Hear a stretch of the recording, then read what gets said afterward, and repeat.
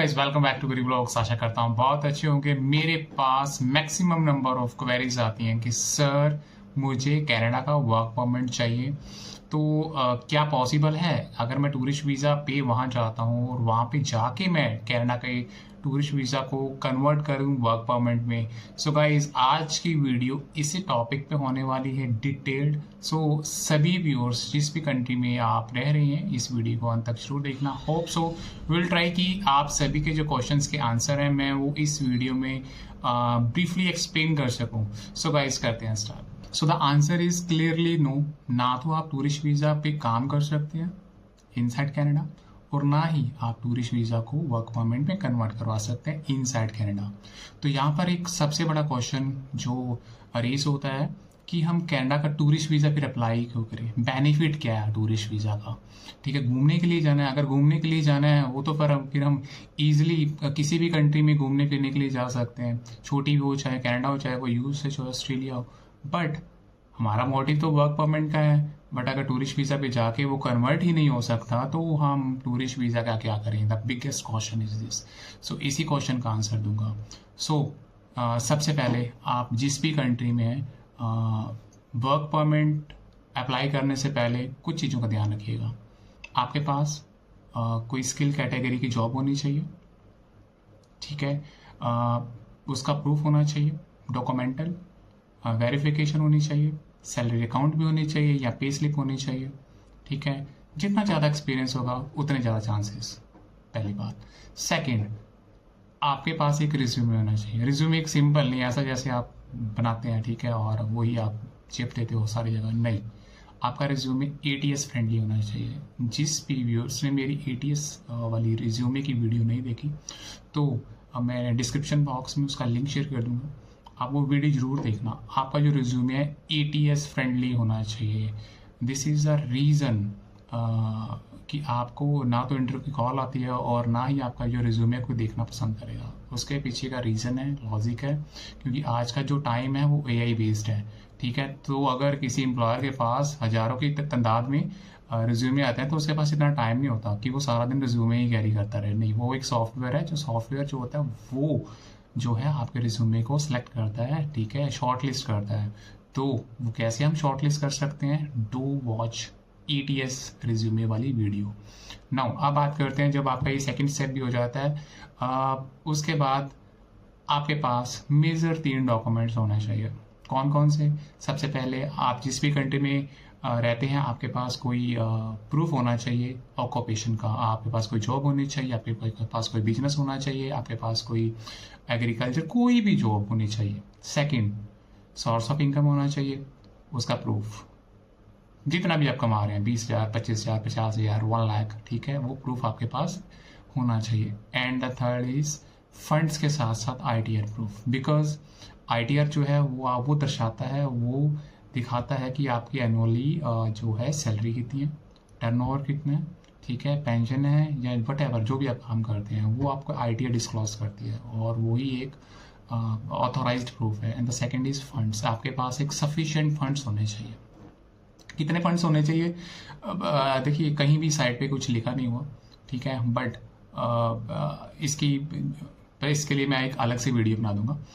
ठीक है, now the step number 4, अगर आपके पास ये सब कुछ है तो देन आप टूरिस्ट वीज़ा को अप्लाई कीजिएगा। टूरिस्ट वीज़ा की कॉस्ट जो है सिर्फ $100 प्लस $85, मतलब 6,000 रुपीज़ जो है, मैं इंडियन करेंसी के अकॉर्डिंग बात कर रहा हूँ, 6,000 रुपीज़ टूरिस्ट वीज़ा की कॉस्ट है, और $85 बायोमेट्रिक, मतलब दोनों को अगर ऐड कर दिया जाए 11-12 हज़ार के ज़्यादा नहीं बनता।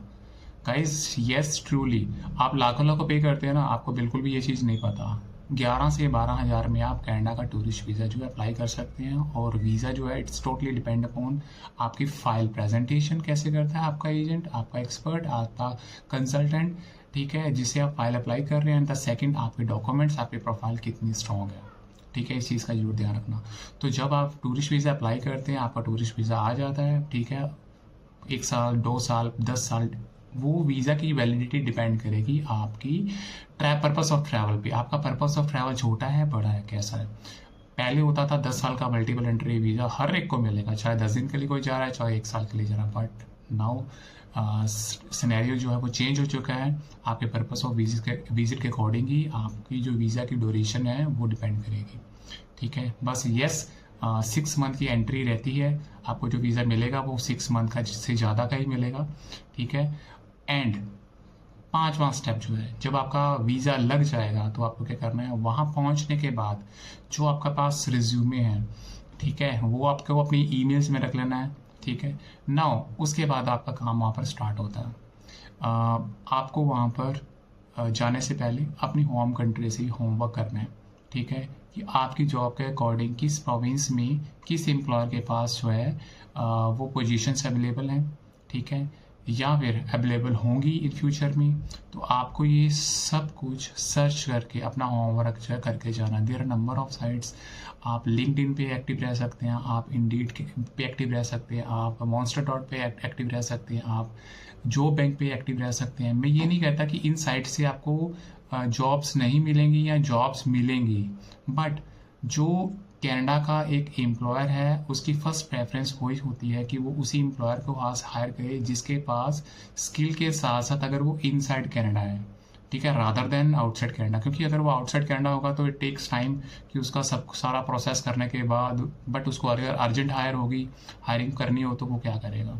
तो इस चीज़ का अभी एक कंसेप्ट जो है वो माइंड में रखते हैं। नाउ तो आपको जब होमवर्क कर लेंगे आपको वहाँ पे जाके इम्प्लीमेंट करना है। अगर आपका कोई वहाँ पर रिलेटिव है, कोई कनेक्शन है, कोई नेटवर्क है जो आपकी हेल्प कर सके to found out the employer जिसके पास जॉब्स हैं, ठीक है, आपका रिज्यूमे उनको दे दे।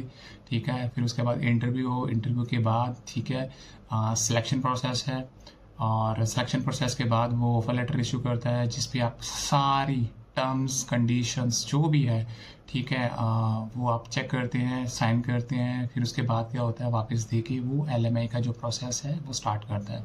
तो यहाँ पर LMI 2 तरह की होती है। समटाइम्स एम्प्लॉयर ने प्री अप्रूवल कर रखी होती है, समटाइम्स वो बाद में अप्लाई करता है। तो it takes time, depend upon कि वो किस टाइप की LMI है। ठीक है, तो यहाँ पर आपके पास जो वीज़ा की जो वीज़ा की जो वैलिडिटी है, मतलब लाइक एंट्री जो है वो 6 मंथ की रहेगी। तो मेक श्योर आपको जो भी करना है 6 मंथ के अंदर अंदर करना है। ठीक है, जब आपको वहाँ पर क्या है कि एम्प्लॉयर मिल जाएगा तो वो एम्प्लॉयर की रिस्पॉन्सिबिलिटी है कि वो सब कुछ ऑफर लेटर और LME जो इशू करवा के दे ऑफर लेटर। तो इतना होने के बाद जब आप ये कर लेंगे तो देन आपको 6 मंथ के अंदर अंदर अपनी कंट्री में वापस आना है। जब आप टूरिस्ट वीज़ा पे कनाडा जाते हैं तो आपके फॉर्म के ऊपर ये मेंशन किया जाता है कि आपका जो है पर्पस ऑफ विजिट है वो टूरिस्ट का है, वो मीटिंग का है, वो बिजनेस का है, वो मेंशन किया होता है। ठीक है, अगर आप वहाँ पे जाने के बाद वापस नहीं आते, ठीक है, तो समस्या बहुत बड़ी है। ठीक है, तो इट्स काइंड ऑफ कि आप हर टाइम पे एक डर के माहौल में रहेंगे कि मतलब हाँ पकड़ा ना जाऊँ, और पकड़ा जाएगा तो डिपोर्ट हो जाएंगे आप। सो ये करने के बाद come back to your home country. आपका जो एम्प्लॉयर है वो आपको LMI इशू होने के बाद दोनों डॉक्यूमेंट्स LMI और जो जॉब ऑफर है आप ही और she will send your email ID। तो जब आपको ईमेल ID पे वो मिल जाएगा, रीड आउट कीजिए, और उसके बाद आपका जो प्रोसेस होता है फाइलिंग का, आप मेडिकल के लिए जा सकते हैं, आप PCC के लिए जा सकते हैं, जो भी आपका एजेंट आपको रिक्वायर्ड डॉक्यूमेंट्स कहे।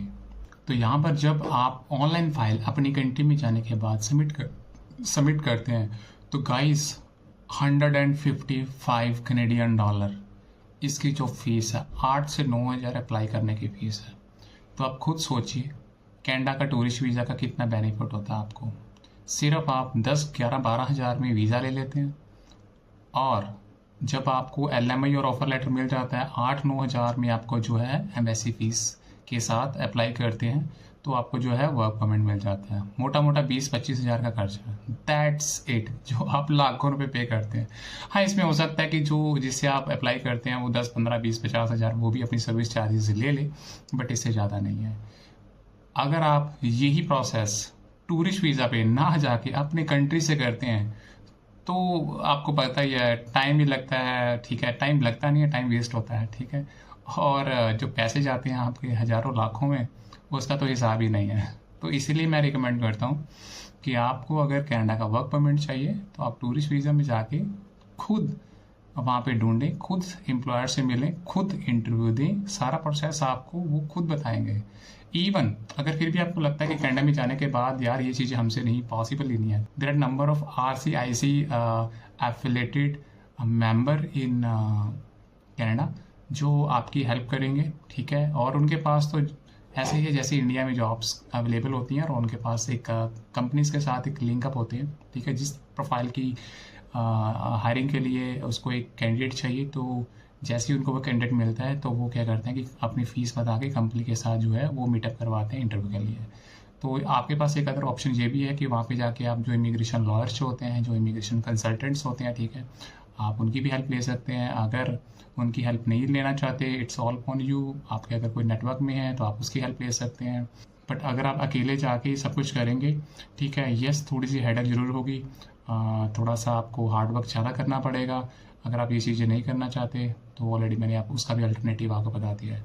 तो ये वीडियो थी क्या क्यों आपको टूरिस्ट वीज़ा अप्लाई करना चाहिए, ठीक है, और टूरिस्ट वीज़ा में जाके आप क्या क्या कर सकते हैं। होप सो आप सब कुछ समझ चुके होंगे।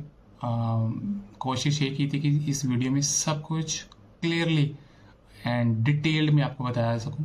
तो अगर फिर भी कुछ रह गया हो मेरी साइड से और आपको याद आ गया हो तो प्लीज़ कमेंट सेक्शन में अपनी क्वेरी ड्रॉप कीजिएगा, सर इसके बारे में नहीं बताया, तो विल ट्राई कि मैं उसके बारे में भी आपको डिस्क्लोज करूँ।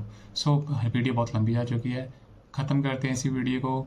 मिलते हैं नेक्स्ट वीडियो में, तब तक के लिए थैंक यू वेरी मच।